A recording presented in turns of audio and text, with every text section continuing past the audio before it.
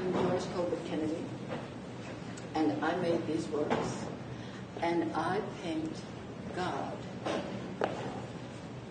When I first said that, I felt, oh my gosh, that is such an audacious statement. How can I possibly say that? As a matter of fact, I didn't say it. I was talking to Elena Shakur, who is not here. Oh, yes, she is. She's standing right there. It's all her fault that I am now coming out of the closet to say that I paint God. Because I had just met Elena. She had invited me to her house to see her work.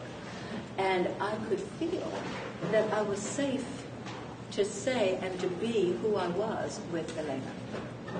So when I'm looking at her work, and when she asked me, well, what do you do? What kind of work do you do?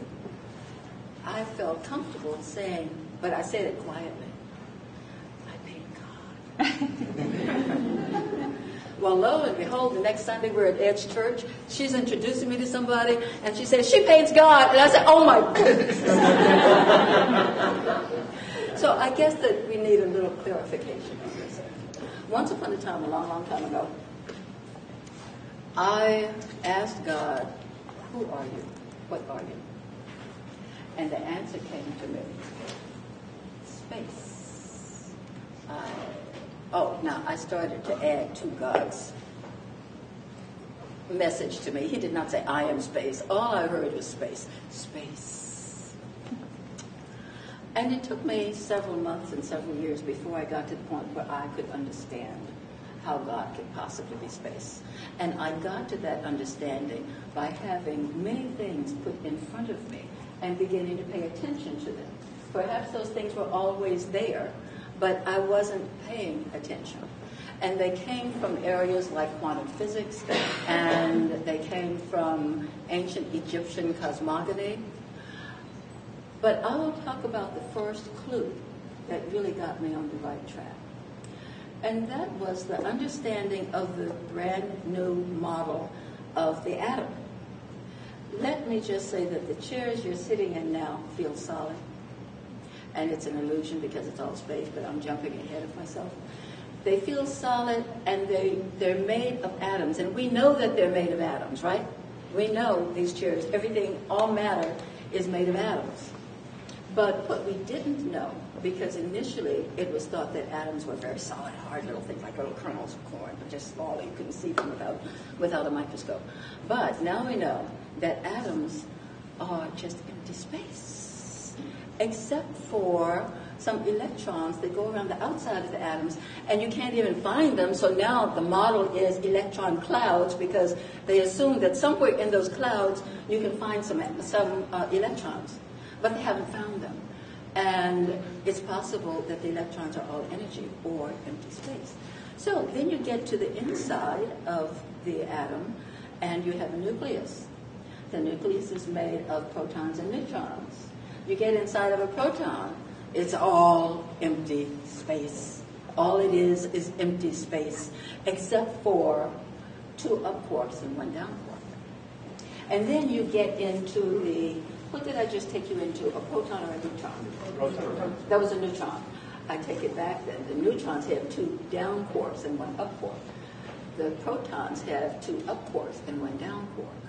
And it is theorized, and physicists are just great with theories, especially quantum physicists. If you ever go to one of their lectures, they're bouncing around. They're so happy. It's like kids in a playground. They're now theorizing that if we can get inside of quarks, it would all be empty space. Now, the reason that things, as we think of things or entities, can be in empty space and make things like this chair you're sitting in is because of the energy. There is energy there, and energy is always dynamic, it's always moving, it's always spinning.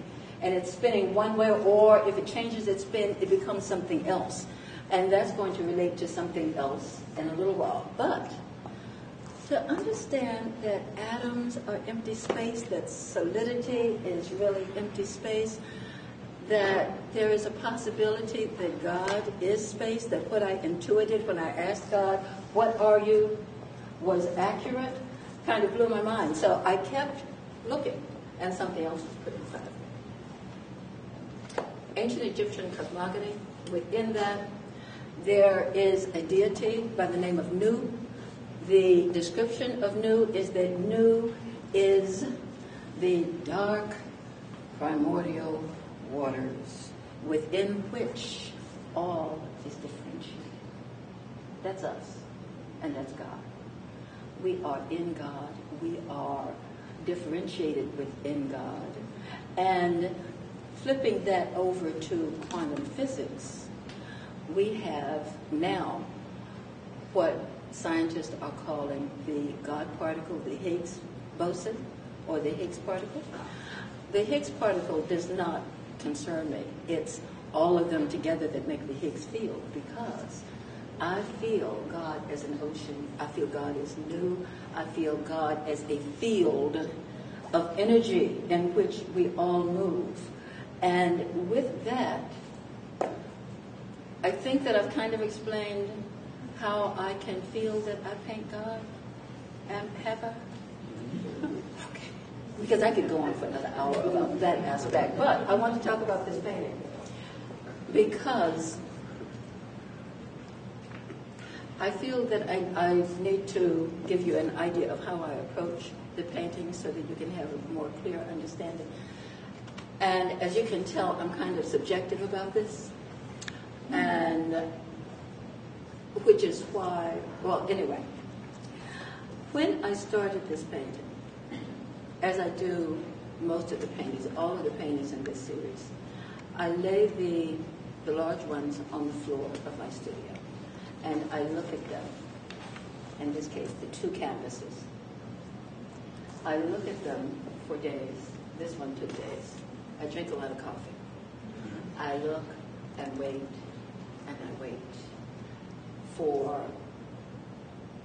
the understanding to come to me of what is supposed to come on this canvas. I have a preconception of an intent. In this instance, the intent was to express energy, to express God, to express motion. But I have no preconception of how the paint is going to go on, no preconception of the colors. I just have all of the colors on my palette, and whatever comes to me goes onto the canvas. So, as I started painting this, and the first stroke was this, from that I went to the next and the next and the next. As I was working on this, I had the thought that I am painting something very real. What I am painting exists somewhere in the world, somewhere in the cosmos. It might exist subatomically, submicroscopically, where no one will ever be able to see it. It might exist in a huge space, as in a nebula that you can see and perhaps photograph from the Hubble, but it exists. This is what I was thinking, feeling, what I was hoping for, because at this point, my understanding of the painting of energy and the painting of God had gone into a need for me. I think this was a little bit of ego. I needed to have some kind of verification. I didn't just flow with it. I want to know this is out there somewhere. So I take this out of the studio, and it's part of a show at the American Center for Physics in College Park, Maryland. It's the first time it's been out of the studio. After I did my talk, a woman came up to me and said, she was very excited, and she said, "I've seen your painting. I've seen it." And I'm thinking, no, she hasn't. She's saying, "I've seen it. I know. I know your painting. I've seen it." She had seen it years before in India, when she had gone for the installation or the reinstallation of a deity that had been absent from this small village for a very long time. It went on, the process, the ritual went on for many days. The last night of the ritual, Oh, and during these days, there were 3 priests who kept 3 fires burning the entire time. The last night of the ritual, the priests made the fires have lots of smoke, and the smoke went through the air and up the hill to the temple at the top. And she was telling me that she saw my painting in the air at that time. It gave me chills, because this is the kind of validation that I was hoping for in my process, in what I'm seeing as a totally original walk towards truth, I think, towards truth. And I see God as truth. And I've been looking for an absolute truth since I was 6 years old. And so here it was, and here was the verification. Later, my sister in spirit, to whom I'm now referring for the second time, Elena was driving along Maybach. And all of a sudden she got to a point where she couldn't see the cars in the street in front. And she could see well enough to pull over to the side. And she told me later that what she was seeing was this painting, these colors, this movement, this painting in the air. And it was just simply so mind-blowing. So now I think of this painting. This is air energy, because twice it's been seen in the air. And time doesn't matter. When the woman who had seen this in India saw it, it was years before I painted it. It doesn't matter. The arrow of time goes back and forth. The arrow of time gives us the understanding that really time is an illusion, along with this chair as being solid as opposed to space. I'm going to quickly talk about that painting right back here. The title of that painting is Tethered Spin. As a matter of fact, maybe, yeah, I'll just talk about it from here. I was going to go back, but I have leukemia, and I went to my oncologist one particular day, and he said to me, if your lab results stay where they are now, when you come back to me, I'm going to start you immediately on chemotherapy. Well, needless to say, I got angry at my cells for doing this to me. How could they possibly do this? I left the office, I went to my studio, I started painting that painting.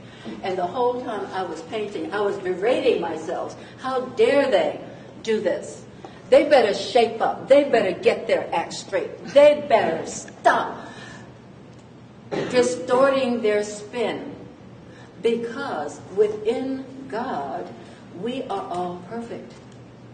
And if there becomes an imperfection like leukemia, it is there for a reason. And I didn't think that I had given it a reason. So it needed to just stop.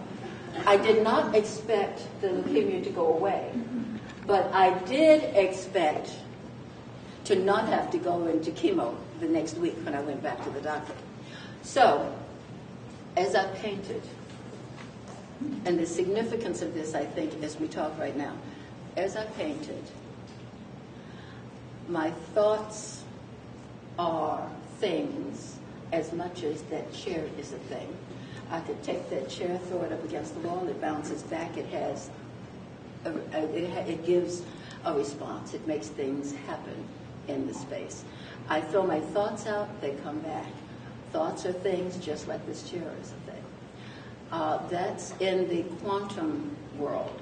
I was slinging those thoughts at that painting. And at the same time, it was prayer. I'm in God. It was prayer, because my thoughts are going out. I am asking. I don't have to say, God, please do this. But the mere fact that I want a certain response, being in God, God knows this. And I was definitely putting what I wanted out there. I wanted something different. And I went back to my oncologist the next week. He looked at the lab results that had been taken that morning, and then he looked at me and he said, "How did you do that? What did you do?" I said, "Oh, I painted." And he did not understand that then. I think that he understands it now. That was about a year or so ago. So, with that painting, Tethered Spin, I had an approach that was totally different from World Sheets, but I still did not have a preconceived idea of what it would look like. I just had a preconceived intention, which was prayer, which was the collapse of the infinite probability quantum waves into a new reality. That's the quantum physics lingo that says the same as God help me with this. So, at this point, let me say that I am just so thrilled that you all have listened, that you've come, that you've allowed me to share this with you. And afterwards, we're going to talk about anything else anyone wants to talk about. And because obviously I am so in it and kind of like this as I talk, I am sure that Ed and Margie are going to bring clarity to every single thing that I just said. Because they come from a position of knowledge and resonance. Thank you all so very much.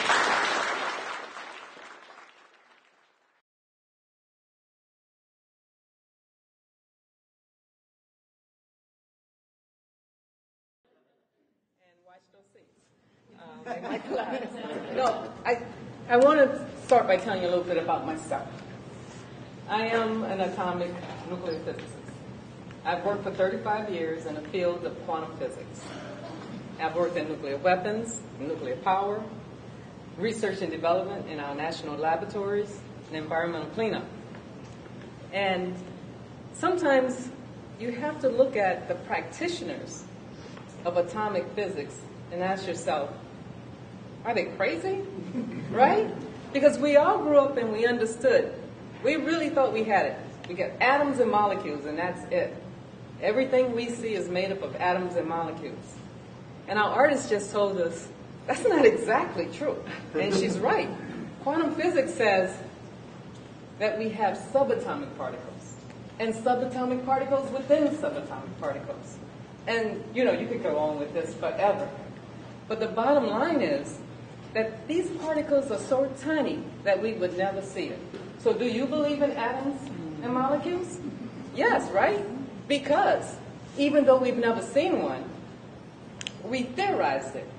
And the way quantum physics works, and all the rest of us scientists, if we can think of it, then we can devise a way to measure it.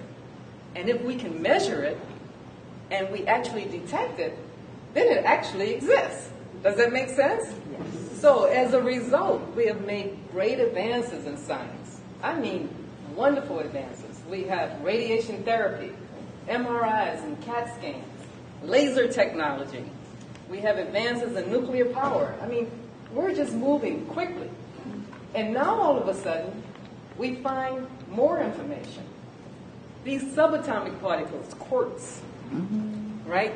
Yes. Well, we have quarks and leptons and neutrinos. I don't know where they get these names from, but these are things that we see only in our fantasy movies. And now we've moved on. The subatomic particles, the ones that are called graviton, gluon, gauge bosons, and you'll see some of those titles around here, are all particles that are even smaller. Some particles are so small, by the time they appear, they disappear. But we know they're there because we can measure them. And as a result of that, the future holds all kinds of wonderful things for us. We may be able to communicate instantly instead of slowly through these computers and text messages. Can you imagine something faster than text messaging and emails and phone calls? Because we have all this space. We can move thought back and forth very quickly. We just have to find a way to secure it, because somebody's always trying to get into your stuff, right?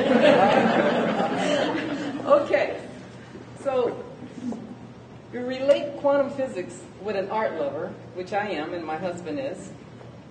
And for me, art and books are like oxygen and water, or chocolate cake and ice cream, something like that. You know what I'm saying? You have to have it everywhere you are, in your home, at work, when you're out. I love restaurants filled with art. And when you look at what you get from art, the amount of energy that you can pull from art, well, here's what I believe as a quantum physicist. That an artist places energy on a canvas. Tremendous amount of energy. 4 days worth of caffeine. Tremendous amount of energy through these broad strokes of color. And somehow, I believe the canvas actually harnesses that energy. And so that when we are visiting those wonderful friends of ours, these pieces of art, we can pull that energy into us. And some of us, it makes us feel more calm and peaceful, and others more energized, more focused. We can handle challenges, great challenges. So an artist gives energy to a canvas, and the canvas gives back energy to us. And quantum physicists believe that in turn, we give off energy, and we change things around us. So now the Higgs particle, the one that we really have just recently discovered. In 1960, a physicist theorized that there was a particle, maybe the smallest of all particles, that make up the universe. And when you have lots of these particles, you create a field, an energy or a force field. Of course, he named it after himself, Higgs field, Higgs particle. This force field is believed to unite all of us. It's believed to unite the whole universe, all the space in the universe. And we have quantum physicists saying this. Now, this is not fantasy. This is quantum physicists who have determined that somehow we're all connected. And so my energy will impact you, and your energy will impact me. And the energy from this canvas will impact me, but I will also change this canvas.